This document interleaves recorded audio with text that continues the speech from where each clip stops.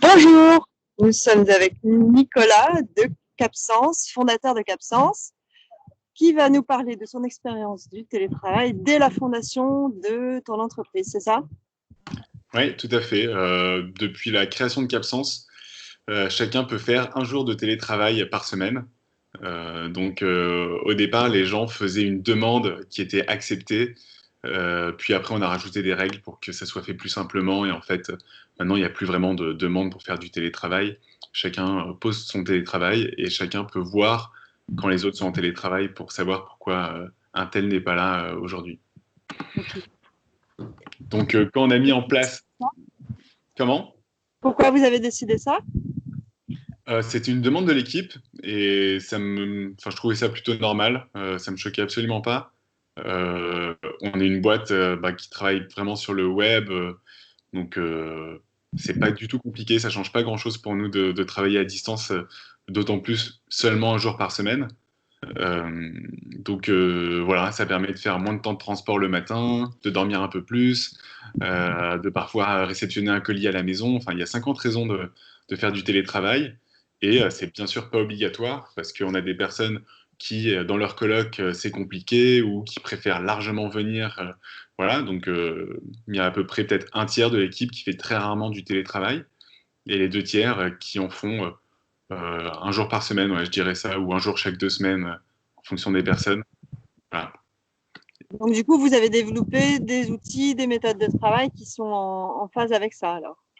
Tout à fait. Après, je dirais pas que toute la boîte est orientée pour avoir des outils vers le télétravail, mais les outils qu'on a le permettent. Et je dirais qu'au-delà des outils, c'est vraiment les process qui sont super importants pour permettre aux uns et aux autres de faire du télétravail.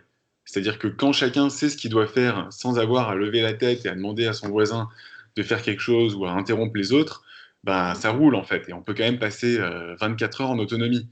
Normalement, c'est le plus important. Donc, je pense que les process sont vraiment clés là-dedans et que la boîte doit être très bien organisée. Chacun doit savoir à quoi il sert. Et voilà. Et nous, on utilise surtout l'outil Trello qui est excellent pour collaborer, que ce soit avec nos clients, entre nous. Et c'est très bien Trello parce que c'est une communication très asynchrone. Donc, on n'attend pas nécessairement une réponse tout de suite. Donc, on coupe pas nécessairement les autres personnes avec qui on discute. Et Slack, bien sûr, pour une conversation un peu plus directe, c'est très bien également. Okay.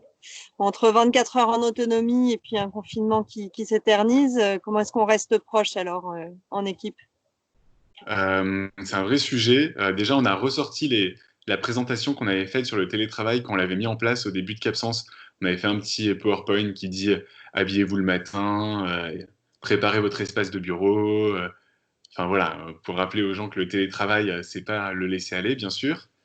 Et après, pour rester proches les uns des autres, nous, on a mis en place un outil qui s'appelle Discord. Donc, c'est vraiment l'outil supplémentaire qu'on a mis en place du fait du confinement, qui est une sorte de Slack, donc de chat en ligne avec tout le monde, mais à l'oral. Et dedans, il y a des salles, donc des rooms, et on peut entrer dans une salle, voir qui est dedans, discuter avec eux, etc.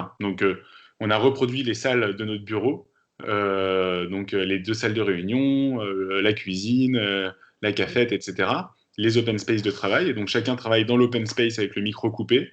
Mais quand il veut faire un point avec quelqu'un, il va dans une salle de réunion et il va discuter avec lui là-bas. Et s'ils ont besoin d'une troisième personne, ben, cette personne les rejoint dans la salle, etc.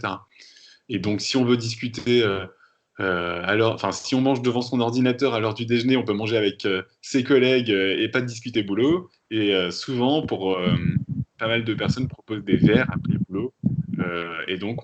On va dans la salle qui est le 39, qui est le nom du bar en bas de chez nous. D'accord. Donc, on va prendre notre bière au 39 avec ceux qui veulent. Voilà. Après, on faisait aussi des petits déjeuners tous les lundis au bureau, un moment d'équipe. Et donc là, on continue ça sur Discord, du coup. Et donc, chacun raconte ce qu'il a fait le week-end et ce qu'il va faire la semaine prochaine. Là, on a un peu ajouté la question comment je vis le confinement.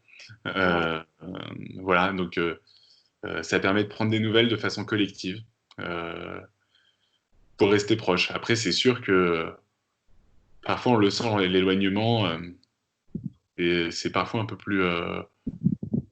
Il y a moins de connexion, quoi. On a besoin quand même de voir les uns et les autres, d'aller au travail pour revoir les visages qu'on aime beaucoup, etc., quoi. Du coup, c'est quoi les écueils que tu vois et les points auxquels il faut être attentif dans ce travail à distance?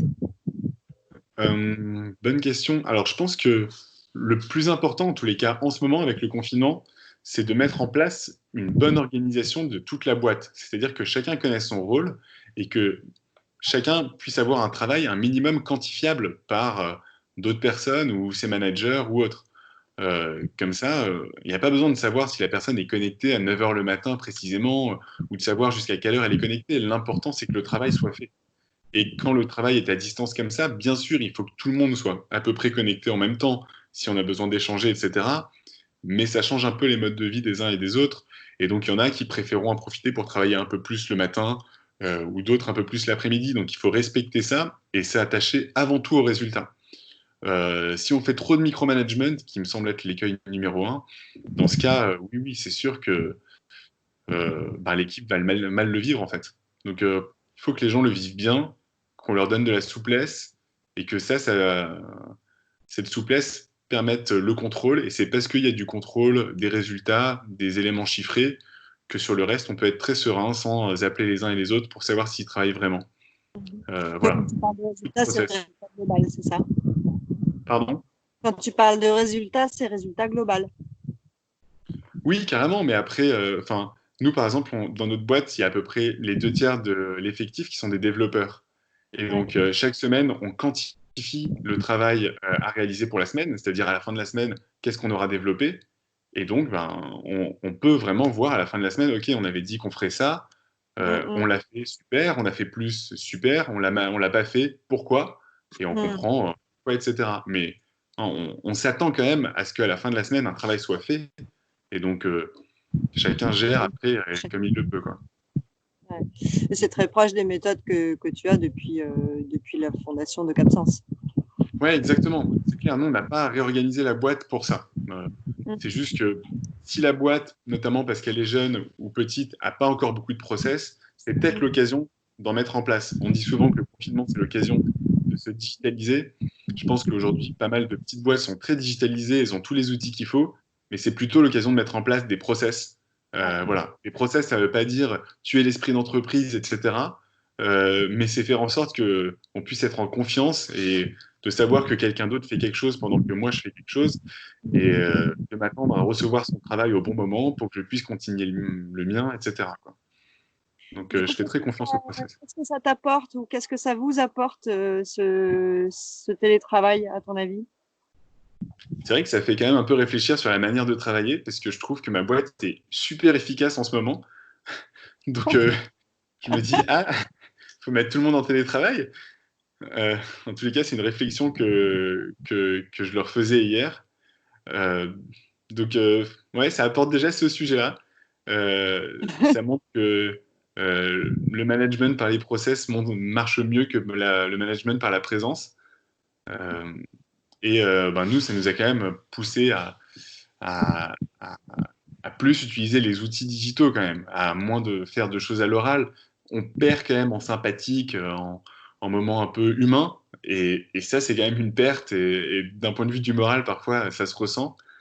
Mais on gagne quand même en trace écrite, en, en efficacité, mine de rien. Mais bon, parfois, du coup, à la fin de la journée, j'ai l'impression d'avoir beaucoup travaillé et de pas trop avoir fait de pause parce qu'il n'y a pas trop de machine à café pour aller discuter et on n'y pense pas nécessairement. Il n'y en a Donc pas sur peut-être Discord? ouais, ouais, mais c'est moins sympathique, du coup, j'en profite moins, quoi. C'est moins sympa. Donc peut-être qu'à la longue, ça va devenir un peu. Voilà. Et ouais, je pense que je. Ouais. En tous les cas, c'est un moment agréable au début. On verra par la suite si ça dure 3 mois, comment c'est. Et c'est différent pour tout le monde, hein. Je vois des salariés qui me disent, qui se rendent compte que leur mode de vie normal, c'est ce qu'on appelle du confinement, c'est-à-dire ne pas sortir de chez soi et rester sur son ordi. Et il y en a d'autres qui me disent que évidemment c'est pas du tout ok pour eux et qu'en ce moment c'est pas le top. Du coup, il y en a qui posent des congés en ce moment pas trop pour en profiter, mais juste pour essayer de s'organiser, de lire, de se poser sur le balcon. Voilà. Merci énormément pour tes lumières et ton avis. Et puis, bon confinement. Merci à toi aussi. Au revoir.